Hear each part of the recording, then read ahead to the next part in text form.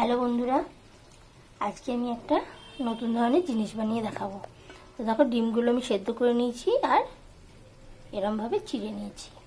আমি বানাবো ডিমের রেজালা, একদম নতুন ধরনের পদ্ধতি। তো দেখো এতে আমি কি কি দিই।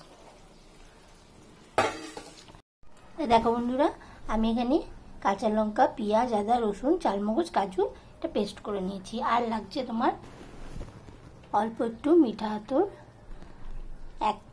এই গোলাপ জলের ছিপির 1 ছিপি গোলাপ জল, কাশ্মীরি মির্চ, লবণ, চিনি, আর এটা হলো। দেখো বন্ধুরা, আমি ডিমের মধ্যে এগুলো সবই দিয়ে দিয়েছি। তা ওপর দিয়ে আমি 2 চামচ মতন রিফাইন তেল দিয়ে দেবো, দিয়ে ভালো করে এটাকে মেখে নেব। আমি পুরো ভালো করে এটা মাখিয়ে নিয়েছি, আর এতে কিছু দিতে লাগবে না।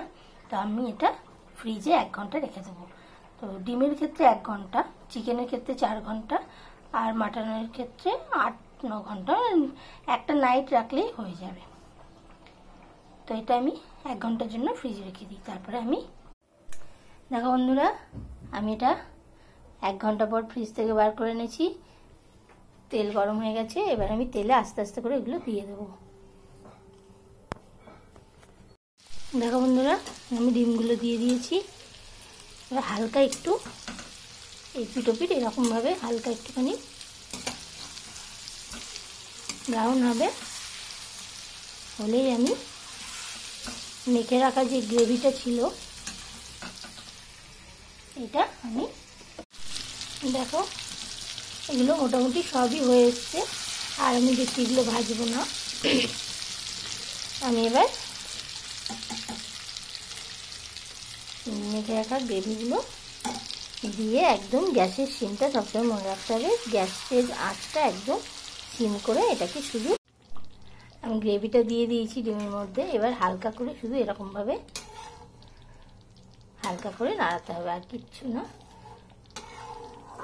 নাড়তে নাড়তে হয়ে যাবে। এটা খুব সহজে রান্নাটা হবে,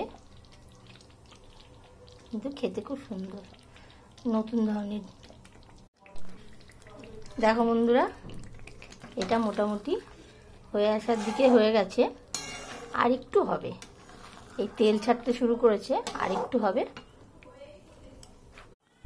দেখো বন্ধুরা, আমাদের ডিমের রেজালা একদম রেডি। সবাই তো চিকেনের রেজালা খেয়েছো, এবার আমার রেসিপিটা ফলো করো আর ডিমের রেজালা বানিয়ে খেয়ে ফেলো। খুব চটপট রান্না হয়ে যাবে, আর খেতে দারুণ, রুটি দিয়ে পরোটা দিয়ে দারুণ লাগবে।